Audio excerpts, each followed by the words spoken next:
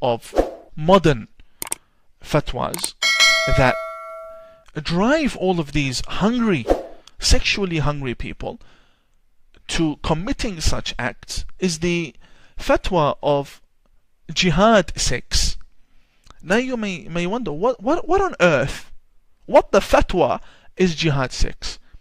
It's basically when young Muslim girls from the UK, from America, from Australia, fly to Syria and Iraq to join ISIS to pleasure the ISIS warriors.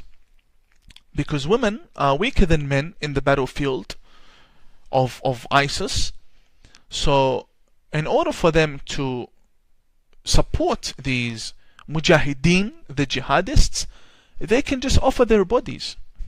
And ladies who thought of this as being the dream of their lives, you know, she's gonna go and fall in love with a jihadi who will soon be a martyr, and then they can have kids and live a wonderful jihadi life. They go there, and the guy, he's sharing her around with all of his friends. She's not getting one, she's getting literally 72 guys, even more, that are being raped. There are cases where these young girls are confessing on YouTube, confessing on media, that are saying they've been raped more than 1,000 times, with no rest whatsoever. It's disgusting. And who issued this fatwa? This fatwa was issued by Dr. Muhammad al-Arafi, one of the prominent Wahhabi, Salafi, fundamentalist scholars now in Saudi Arabia. And he comes to Indonesia, comes to Australia, walks around in London, and he's ruined many lives. So now we have this whole jihad of 6. This very Araifi has another fatwa. What the fatwa is going on? He says that a father cannot sit with his daughter. A father cannot sit with his daughter without the presence of her mother. Why? Because the father is actually raised according to their society, their Saudi Arabian Islamic society. The father is actually raised to perv at every lady, because they taught from a very young age to perv. So it's reached a stage where Muhammad al-Araifi, the doctor of Saudi Arabia, needs to prevent this problem of fathers perving on their daughters, touching them, hugging them for too long, which has been reported, sleeping beside their daughters in a very sexual manner. He issued a fatwa saying that a father cannot sit with his daughter without the presence of her mother. This shows you that we're dealing with a serious matter of engagement in spirituality and religion only to achieve sexual satisfaction, intimacy. That's the main goal. We don't want that to be the case. People shouldn't believe in God because there's a sexual reward at the end of the day, or that they fear God. You should believe in God because you love God and you want to believe in God. God should be worthy of worship. You shouldn't worship God because you fear God, or because God has promised you something. That's the problem. Then we have more. So this whole sexual fatwas, they start off saying, we promise you 72 virgins. With every virgin there's 140 somewhat virgins. If you are a father, you cannot sit with your daughter. Encouragement to join Jihad 6. Then this applies to even another level. And this level is one of the most ridiculous things that anyone can come across in the whole study of religion, theology, doctrine whatsoever, or even the deduction of jurisprudential rulings, Islamic rulings from the evidences or evidence, Islamic evidence, the Quran or the Hadith. This being that the fatwa says that a man should not allow his wife to sit on a chair, to sleep beside a wall. Why? Because the chair is male and the wall is also a male. And by her sitting on a chair or sleeping beside a wall, then she has slept beside a strange male. And this matter stems from the lingual issue when it comes to Arabic, because wall is ha'it in Arabic, ha'it or jidar, which mean wall, and chair is kursi. Both these Arabic words, kursi meaning chair and ha'it or jidar meaning wall, are masculine words, because certain languages have feminine and masculine words. And when you take the language, because it's a masculine word, you apply it to a wall, acting as though the wall is, you're treating the wall as a live being. And then you say that if a lady sleeps next to the wall, she slept next to a man, or sits on a chair, she sat on a strange man. So where do they go? Where do they go? Where do they sit? It doesn't make sense. And it only gets better. I'm just checking this out. It only gets better because they've gone to the extent to prohibit women eating bananas, eating carrots, eating cucumbers without chopping them. So as a woman, you cannot peel a banana and eat it. You can't chew on a carrot. You have to chop it up and then eat it. Why?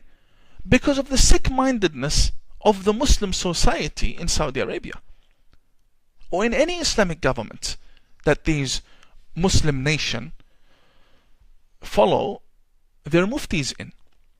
So if you have a Muslim living in Australia or living in America, and they follow the jurisprudential rulings of the Mufti of Saudi Arabia, this would apply to them in Australia. This Sharia law would apply to them in America. That you cannot eat banana as a female without chopping it up. Otherwise it looks sexual. Now we're moving on to another issue, because when I speak about these matters, they say, well, Imam Tawhidi, we know this is the Sunni Wahhabi version of fatwas in Islam. Tell us about your faith, my faith. Tell us about the Shia fatwas. I'm pretty sure the Shias have fatwas that would be very interesting for the public to know of. I want to show you a fatwa issued by Imam Khomeini. Imam Khomeini is not a regular scholar. He's not a student. This man is a genius. This man ranks as one of the geniuses. In my opinion, he's a scholar that needs serious medical attention when he was alive. But not now. Now he's dead. He's the one that issued the fatwa against Salman Rushdie. These are the books written by Khomeini, who issued the fatwa against Salman Rushdie. This is the Sharia law of the leader of the Iranian Revolution, Al-Imam al-Khomeini, also known as Tahrir al-Wasila. I will be quoting or reading for you and also showing you volume 2 from Tahrir al-Wasila, volume 2,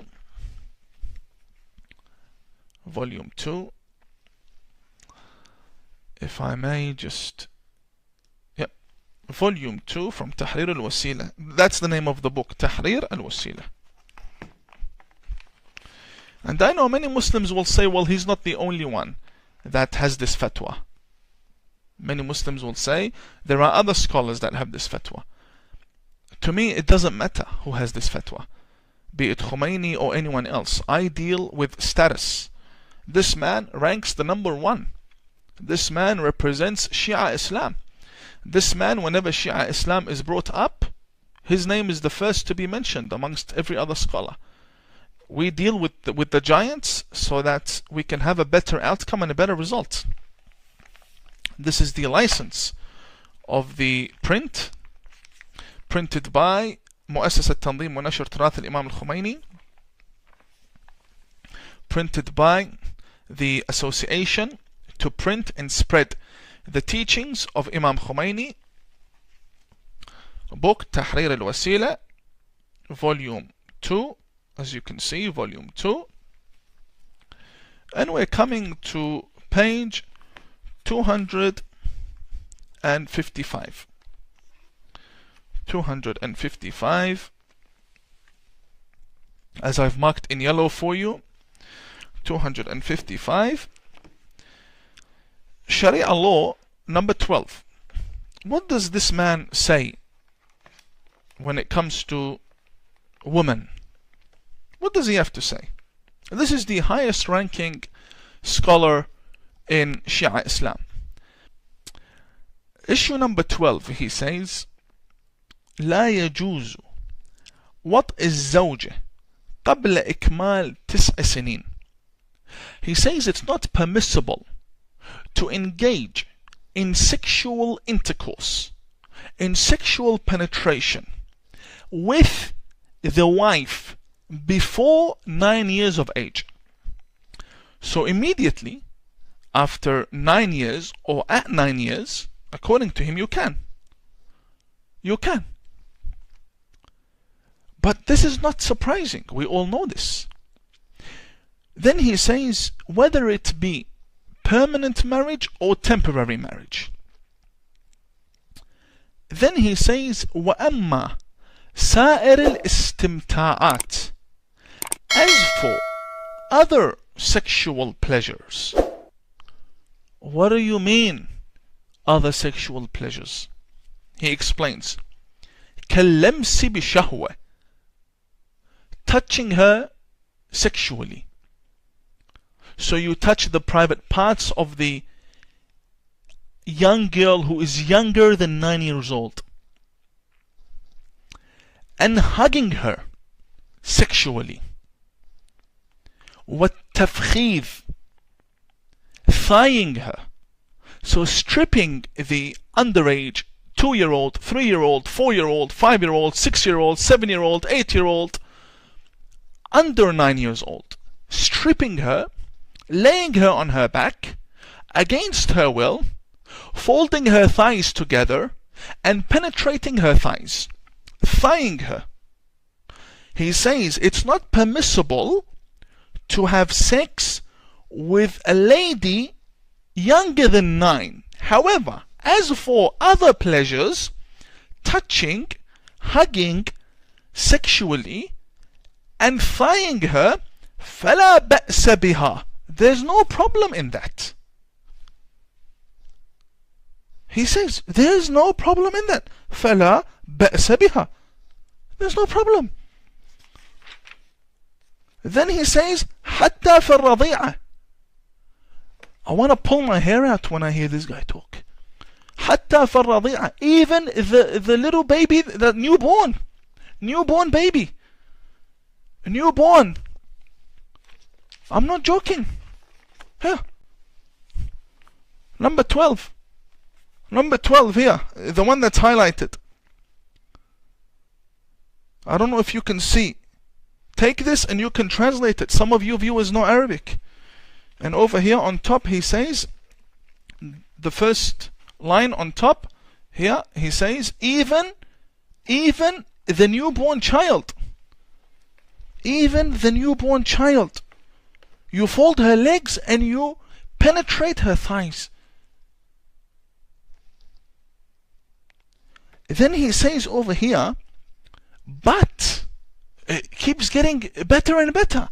He says, but if he penetrates the girl before she's 9, وَلَوْ وَطَأَهَا قَبْلَ التِّسْعِ.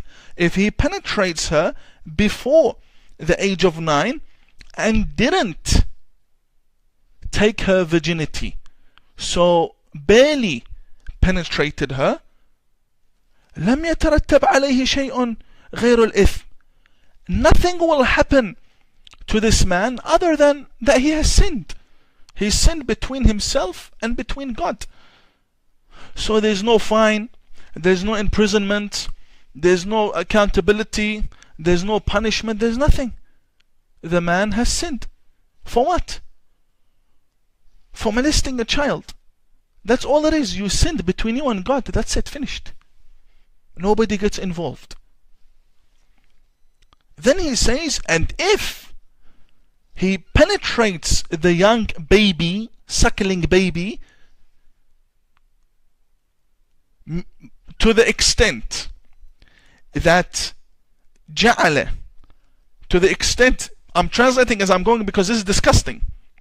He says that he rips the young baby to the point that the private parts are both joined now. Everything is ripped completely, yani, destroyed. Because little babies, from what I'm understanding here, and what we know, they're fragile. You don't deal with a baby like that. When you have an adult man penetrating a newborn baby, then of course you're going to ruin her body. Then he says, if he rapes the girl, then we tell him to stop. حرم عليه وطئها. Then in this case, حرم عليه وطئها. He can no longer penetrate. So he's not preventing him from it from the very beginning. He tells him, if you do it, then you stop. Why would you let him do it in the first place? Then he says over here, بل, and we're still speaking about the young little toddler, newborn. بل وإن تزوجت بعد الطلاق على الأحواض ويجب عليه دية الإفضاء. He says, Imam Khomeini says, if the young baby that has just been fied or raped, if she's divorced and she goes to marry someone else, and this baby, she's not going to be raped once or twice, she's going to be raped several times. And if she gets married, the little baby girl, after the divorce from the first rapist, he needs to give her, the little girl, the penance, the fine of making her bleed when ripping her body in half, basically, when taking her virginity away. And this whole thing is talking about baby. We're not speaking about an adult lady. This is all about little girls. Little girls. And someone will, from his followers will say, yeah, all the scholars believe in this. Then that's your problem. You don't justify this by telling me there are 100 scholars that say this, not only him. I'm dealing with the big giant over here. Of course, if the giant says it, everybody else is going to say it. This is not something. I read it for you again. He says, it's not permissible to have sexual intercourse with a lady before 9, but you can hug her, touch her, thigh her, sexually touch her and thigh her. There's no problem in that, even with the newborn breast feeding the suckling child. No problem. And if you do penetrate the girl, the little newborn girl, nothing is wrong with that. You just get a sin. You have sinned. Repent. But if you have damaged her body, then you should stop. And if she gets married to someone else after you, a little baby gets married to someone else after you, then you need to give her the fine. And where's the dad of this girl? Married off. The little baby is being married off to these men, barbaric men. تحرير الوسيلة. We're not making this stuff up. You can't make this up. This is published and taught, published by the government of Iran. There's their logo. This is the body that publishes the teachings of Khomeini, one of the greatest Shia scholars. Who are we kidding? Who are we kidding? This happens. And this has happened. This has happened. We don't want to get into the details. We do not want to get into the details. But if people want to bring up the details, we'll bring the details. We will bring the details. Because it's very graphic and very disgusting. But this happens. It happens because giants like this allow it to happen. Another Shia, so-called Shia scholar, Makarim al-Shirazi. A quick Google search about the Grand Ayatollah Makarim al-Shirazi. This Makarim al-Shirazi, I'll speak about him in my book, not now. There's a history between me and Makarim, and there's a reason why I left his office. And if people want to say that Tawheedi has nothing to do with Makarim al-Shirazi, or that he made his way through his office and tricked them like the statements they've been making. I am a lover of knowledge, and I really seek to understand more when it comes to things to do with religion. That's not just Christianity, Islam, but any other religion there is that people believe in. And if what Imam Zayyud is saying is true about some of the writings of the great people within the Muslim fraternity or Muslim community, the 1.2 billion people, more than that following, then it's completely disgusting. Should we say that a general Muslim mind or man, or general man, or who is a Muslim minds are just averted in one way or the other, and all they think about is, sex. Okay, let me understand, help me understand on this, that when a woman sits on a chair, a woman should not sit on a chair or sleep close to a wall, because the wall is female, the wall is male and the chair is female. So her sleeping close to that wall will literally make her they will literally think that she's become intimate with the wall, or if she sits on the chair, she has become intimate with the chair. It doesn't really add up at any point. And then what blows my mind away is the idea of them not eating carrots or cucumbers when they are full. Like, they should chop them before they eat them. Like, if they eat them when they are not chopped, it's like it looks like a sexual intimacy. It's like it just beats the logic, and it gets everything out of order completely. Like, who has such a mind? When God created all those things, he created that all that a man can consume. He never said how a man should consume them, whether complete or whether chopped and all that. Like, it's just out of this mind completely.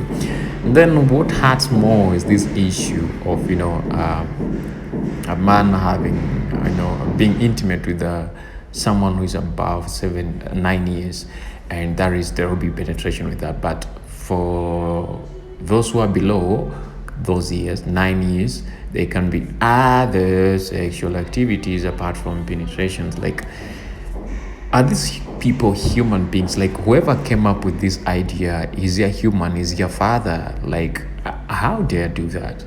How dare do that? How do you think that one is possible, that can be done, and you completely support it? And there's nothing that will happen to this man. He just pays whatever they pay, that they came up with to make it look good and all that. Like, it's just out of this mind completely. And is it about benefiting a man more than a woman? Like, what's the place of a woman in that community? What's the place of a woman in that community? Is that are women respected? I'm staggering to speak, because this is just completely off this world. And I don't think if there is anyone who should be supporting this at any way or any place in this modern life that we're living, or modern history that we're living, is just completely off this world. And at any cost, it should be stopped. And who are the people to stop? The people who believe in Islam, that the people should stop this and say, this is not right. This is not right, and we cannot continue working with it. This is the problem with living, believing in quote-unquote people that we call prominent people, but they're not prominent in their minds. They're just prominent